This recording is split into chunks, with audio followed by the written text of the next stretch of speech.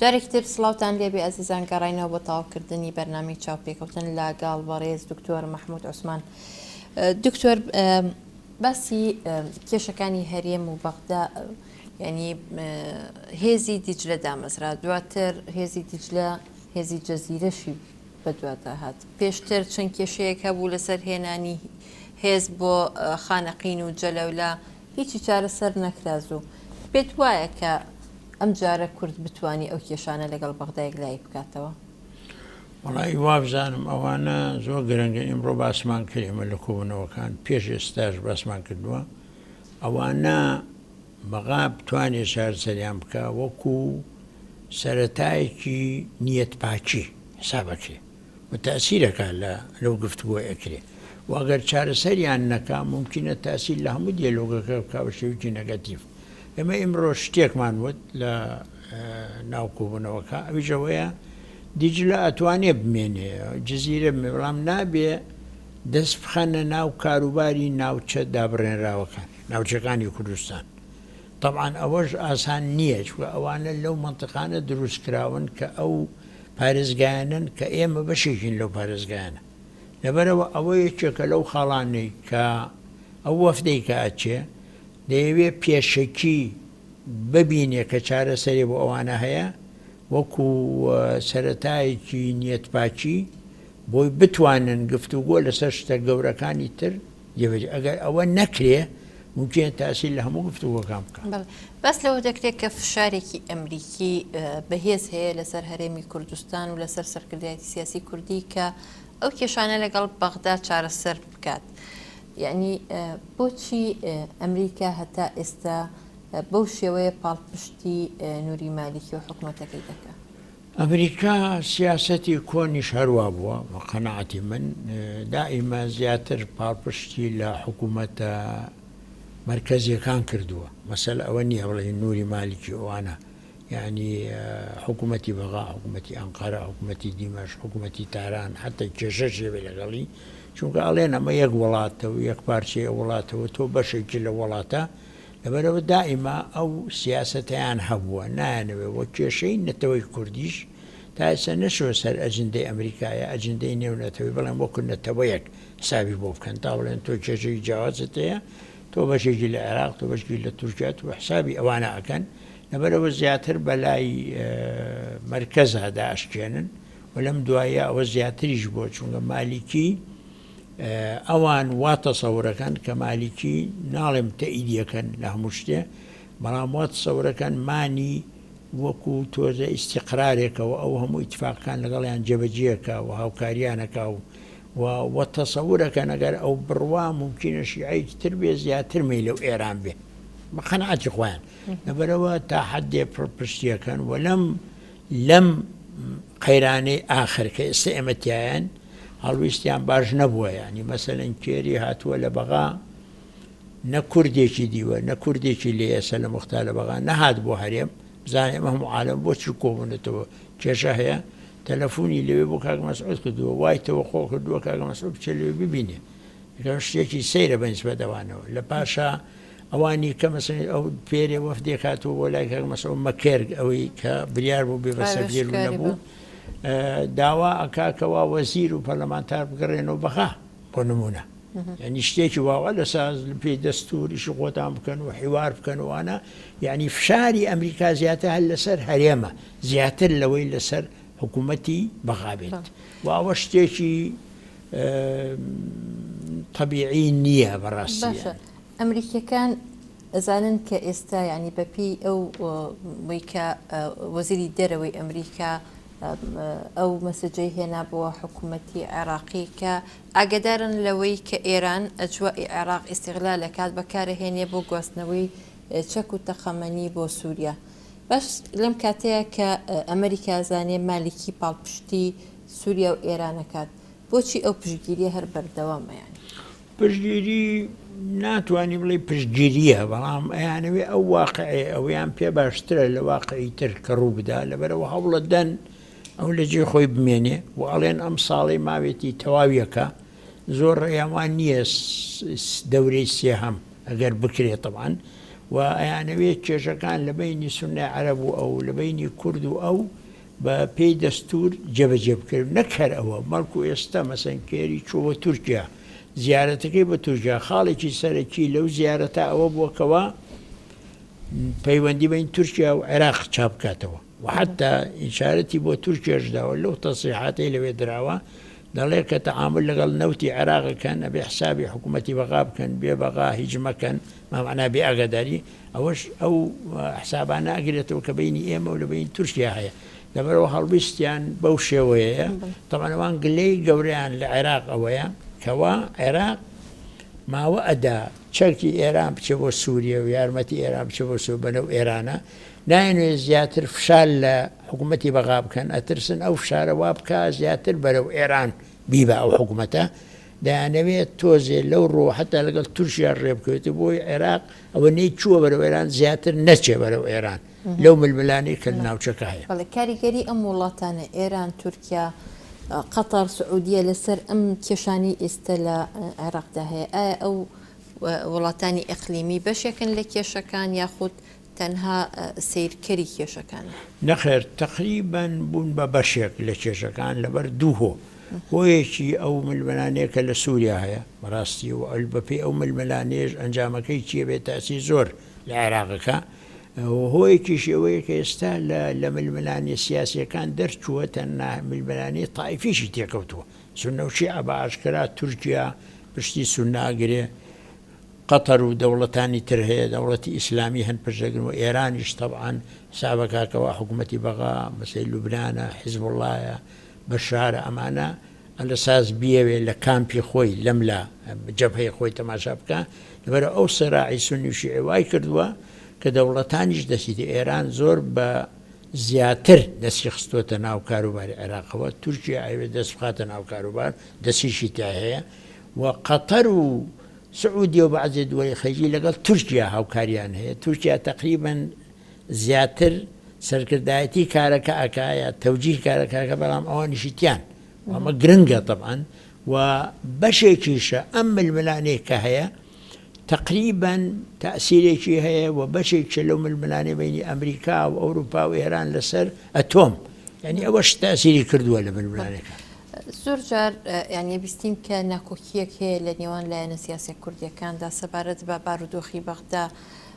هەتا لە مەسلەی نووسینی ئەو نامەیە کە بۆ بەغدا دەچێت هەتا لەسەر مەسلەی ئەوەی کێ ئیمزای ئەم نامەیە بکامانە هەمووی ناکۆکی لەسەر هەیە ئەمە تا چەند کاریگەری لەسەر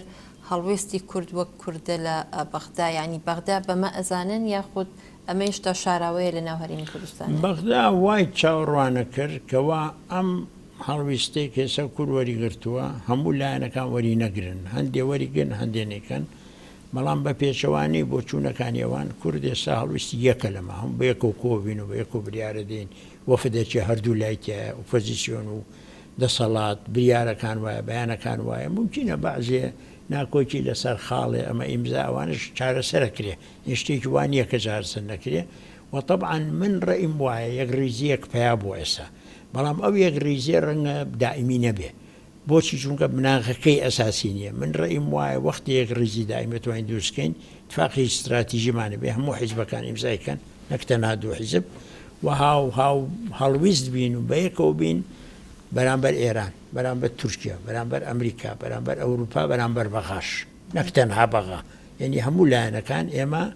هەڵویست هەبێ لە بینە هەڵویستیا بەش بتوان بەعزێ لە کێشە ناوخۆیەکانی چارەسەر بکەن نمونە دەستوری هەرێم ئایا هەموارە کرێ ئایا خرێتە ڕێفەراندەم ئایا گەڕێتەوە پەرلەمان ئەمە دوسێ ساڵە ئەو کێشەیە ئێمە دەستوری هەرێم گەورترین دەستکەوتە کە هەرێم دەستی کەوتووە هەرێمەکەی تۆ دەستوریە بێ بەڵام 3 ساڵە وابزانام یا 2 یا 3 ئیمزاش کراوە لە ئەنسەرۆ کێری نایخەنە ڕێفەراندەم نایگەێڕەوە بۆ پەرلەمان نایگەێڕنەوە بۆ متبەخێکی بچوو کە حیزبە سیاسەکان بۆی هەمواری بکەن ئەمە لە کیسمان چوو بڵێ لەو کۆبوونەوانەیە بەس لەم مەسەلانە ناکەمکۆبوونەوانە زیاتر هەر بۆ مەسەلەی بەغایە جار باسی ژەکرێ جار بازەکە لە کۆبوونەوەکانی جار باس کراوە بەڵام کە کۆبوونەوە کەنجاری وا هەیە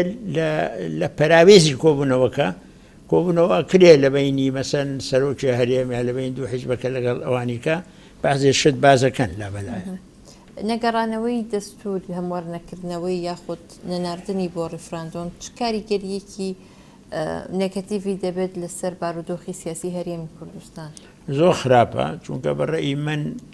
دەستور دەستکەوتێکی هەرە گەورەیە کێمە هەمانە بەپێی دەستوری عێراقەتێت و دەستور دەبێ دەستورت هەبێ هەرێم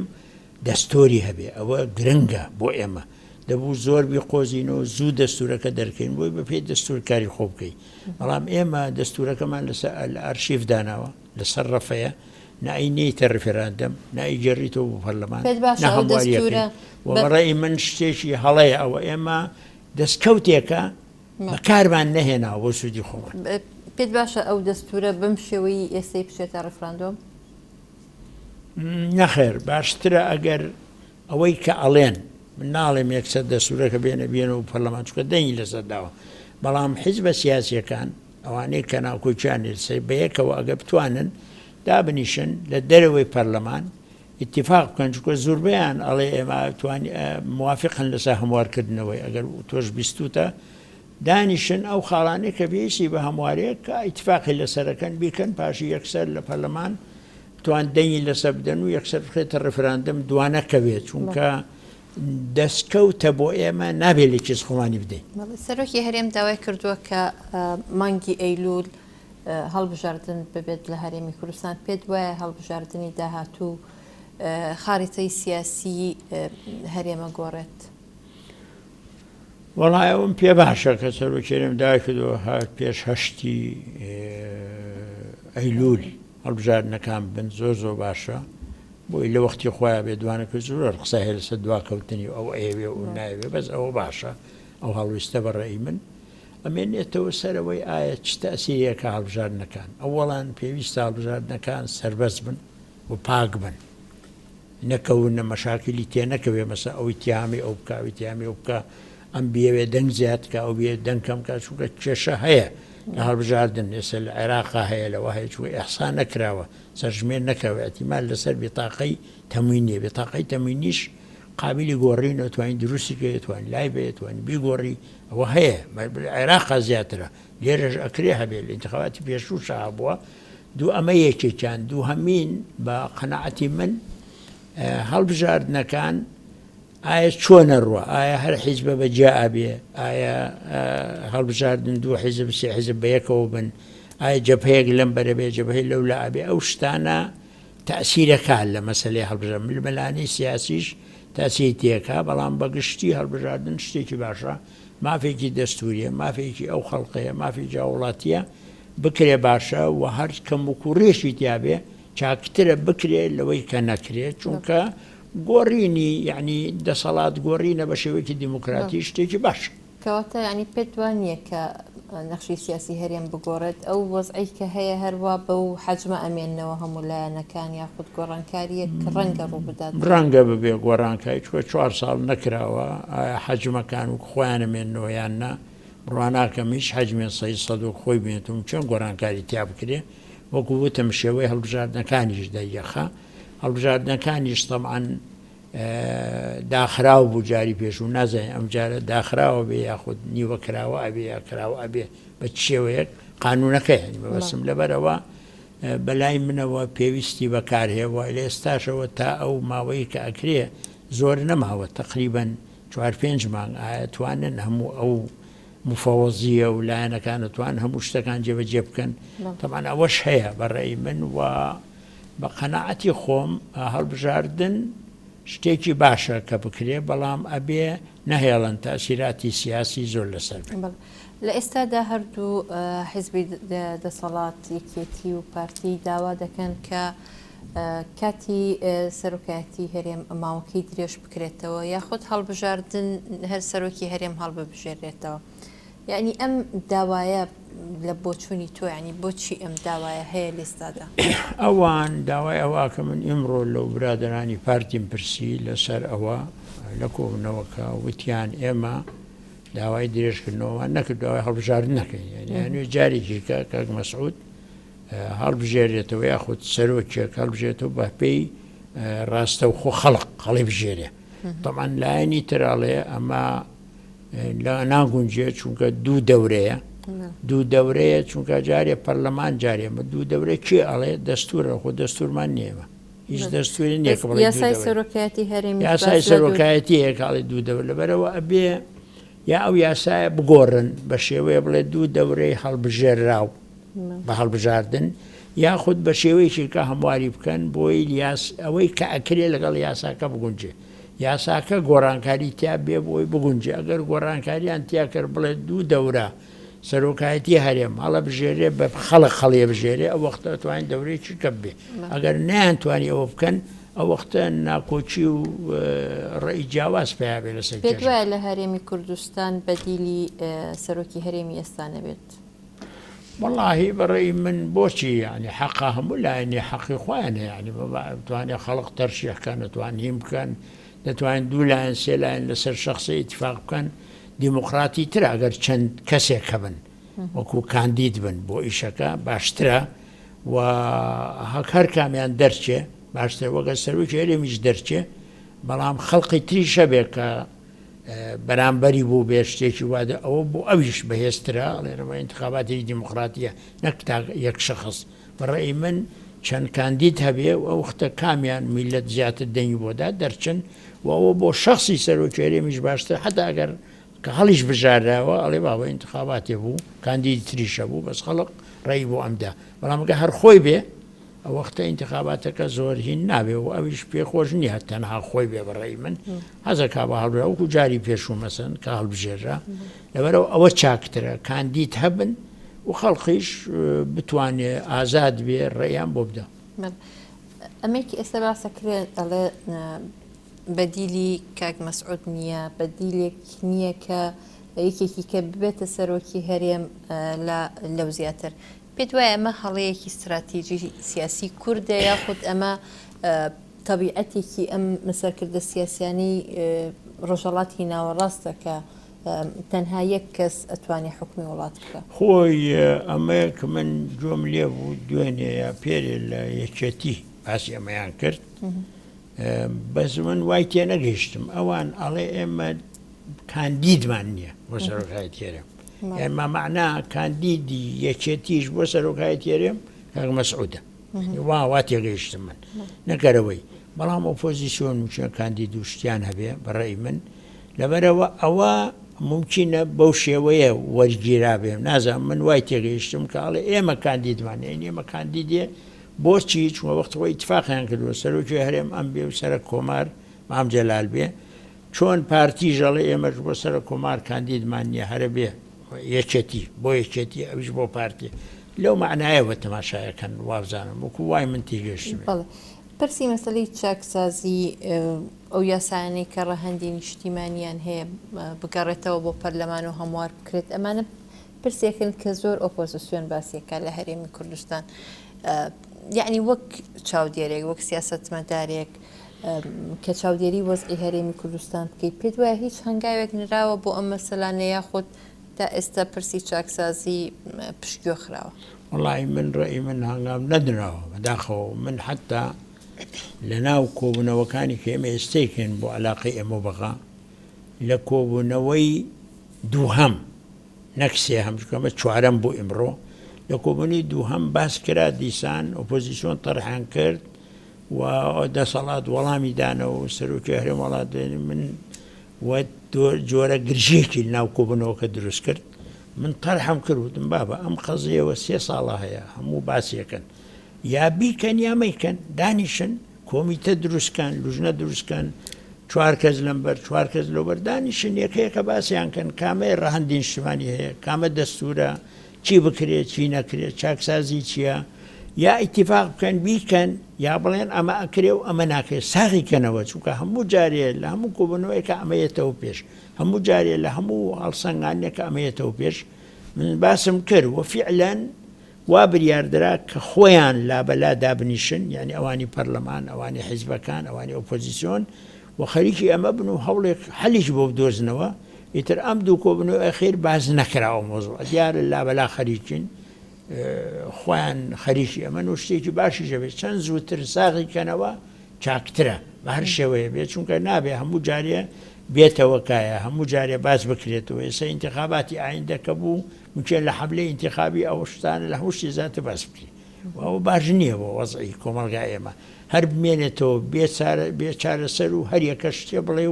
و دژایەتی یەکتر بکەن لەسەری شتێکی خراپە. کێ ئەتوانی ئەو چاکسازیە بکات لە هەرێم؟ وەڵا بەڕێی من نەتوانیان دەسەڵە بەڕێی من ئەگەر بەیەکەوە هاوکار بن ڕەنگە باشتر بێ بەستەمان ئۆپۆزیسیۆن ڕێیەکی لێمە چاوەڕوانەکەی چاکسازی ئەوان بیکەن دەسەڵاتی ژەڵێ باشە ئێمە یەک حکوومەت دروست دەکەین وەرن ئێوەش هەموو بەیەکەوە بەڵام ئەوانی ژەڵێن هەموو چەند مانگێکی مام حکوومەتە بۆ لە ئاخر سێ مانگە من داخڵ بم داخڵ نابم لەبەرەوە ڕەنگە ئەگەر هەڵبژاردن ببێ و پاش هەڵبژاردنە بە ئیتیفاق حکوومەتێ دروست بێ حکوومەتەکە هەموو بەیەکەوە بن و لەسەر بەرنامێکی ساسازی ئیتیفاق بکەن بە هەموو بەیەکەوە جێبەجێکە بەڵام ئێستا لەم وەختە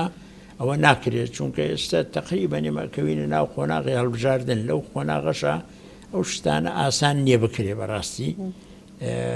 و حتا لەسەر بەرنمەکەش جیاوازی هەیە ممکن دەسەڵات ڕێیەکی لەسەر چاکسازی بەرنمەیەکێ بەڵام ئۆپۆزیسیۆن بەرنمەیەکی تری هەیە کە داویەتی بەدەسەڵات ڕەنگە ناکۆچی هەبێت لەسەر کام بەرنامە چۆن بکرێت ئۆپۆزیسیۆن بەرنامە بۆ دەسەڵاتدانێت چۆن وڵات بەڕێوە بات یاخود دەبێت چاوەڕێ بکات تا خۆی وڵات پێشنیاریان کردووە بەڵام بەڕێی من ئۆپۆزیسیۆنیش خۆی ئەتوانێ بەرنامەی خۆی هەبێ بۆ ئەوەی ئەگەر هاتە سەرکار بڵێ من ئەمە جێبەجێەکەم ئۆپۆزیسیۆن نابێ هەر ڕەخنە بگرێ و دژ بێ و هین بێ ئەوانە ئەبێ بەرنمەیەکی هەبێ بڵێ مەسەوەکو چۆنە حکوومەتی سێبەر بەرنمەیەکی بێ بڵێ ئێمە ئەگەر هاتیان سەرکار ئەمە خوتەی ئێمە 1 و 2 3 و 4 وانە ئەگەر هاتە سەرکار جێبەجێ بکە بەڵام پێشەوەی بێتە سەرکار حەقی هەیە ڕەخنە بگرێ حەقی هەیە پێشنیار بەرنامە پێشنیار بکە بەرنمەیە بۆ چاکسازی بەرنمەیە بۆ شتی تر ئەوە پێشنیاری بک بۆی بەعتیبار دەسەڵات مەسئول ئەوان بیکەن وەگە دەسەڵات نەیکرد دەتوانێت ڕەخنەی خۆی بگرێ بەڵام هەوڵ بن ڕەخنەگرتن نەبێتە دوژمنایەتی و دژایەتی یەکتر. بەڵێگەر بگەڕێنەوە سەر کێشەکانی هەرێم و بەغداد پێت وایە کە لە کاتی سەرقاڵبوونی بلایەنە سیاسیەکانی عێراق بە هەڵبژاردنەکانی ئەنجومەنی پارێزگاکان ئێستا کات لەبارە بۆ ئەوەی کە هەرێمی کوردستان وەفتێک بنێرێت بۆ ئەوەی کێشەکان چارەسەر بکرێ؟ وا بریار درراوە بەڵام من خۆم شخصی یعنی من ڕێیم وایە ئەگەر چی لەگە ئەو بریارەی کە دراوە ئێمە هەموو بریارمان داوە بەڵام ڕێیم وایە ڕەنگە تا 24 زۆر ئاسان نەبێت هیچ چارەسەر بکرێت چونکە هەموو مەشغوڵی هەڵبژاردنن ڕەنگە لەم وەختە فکریان هەمووی لا ئەو بێت چەند دەنگێنێ و چۆنە بێ و جادەکەی خۆی چۆن کەسب بکە و خەڵق چۆن کەس بکە ململانێ ڕەنگە ئەم 12 ڕۆژە زۆر شت نەکرێ ینی بە قەنەعەتی خۆم ینی گفتوگۆ با بکرێ بەڵام بڕوا ناکەم ئەنجامی زۆر هەبێ. زۆر جار کلەی ئەوە لە نوێنەرانی کورد لە بەغدا دەکەن کە بە تەنگ کێشەکانەوە بە سستی دەچن زۆر لاوازن لە چارەسەرکردنی کێشەکانە چارەسەر نەکردنی کێشەکان عاملی دەرەکیە یاخۆت کورد ئەوەی پێکرێ لەوە زیاتر ناتوانانی کێشە چارەسەر بکە لەگەڵ بەغدا؟ وڵای بەڕێی من عاملی دەرەکی دەوری هەرە ئەساسی نییە عکسەوە عاملی ناوخۆ زیاتر دەوری هەیە من کۆنی ژووتومە ئێمە پێگەمان لە بەغا لاواز بووە لاوازتر بووە جگەلەوەی کە ترازوی هێز کۆن مەسەن 2005 کە دەستور نووسا ترازوی هێز زیاتر بە لە ئێمە بوو ئێستا عینی ترازوی هێز نەماوە بەڵام خۆشمان کە ئێستا لە بەغا هەین وەزیر و پەرلەمانتار زۆر ئاگایان لە یەکتر نییە ئەوانەی بەغا و هەرێم زۆر ئاگایان لە یەکتر نییە هەماهەنگیر کەمە ئەوە خۆی لە خۆیە کەم تەرخەمی و خوێن ساردی و کەماهەنگ ینی کەمبوونی هەماهەنگی لە بینی ئەم لایەنانە هەمووی ڕۆڵی دیوە لەوەی کە ئێمە نەتوانی وەکو پێویستە ڕۆڵی خۆمان دەمانتوانین زیاتر ڕۆڵ ببینین و هەروەها وەکو وتم مەسەن کە کێشەتی لەگەڵ بەغا شەر نییە 4-5 ساڵ دوای بخەی اینجا هەڵووی زۆرگیری دەتوانی 2 ساڵ لەمە پێش ئەمەی کە ئێساییکەی بیکەی بۆی زیاتر تاچیر هەبێ. زۆر سپاس دەکەم سوپاسی ئامادەبوون دەکەم لە سۆلەکانمان لە هەولێر. ئازیزان تا چاو پێکەوتنێکی دیکە هەر شاد بن خواتان لەگەڵ.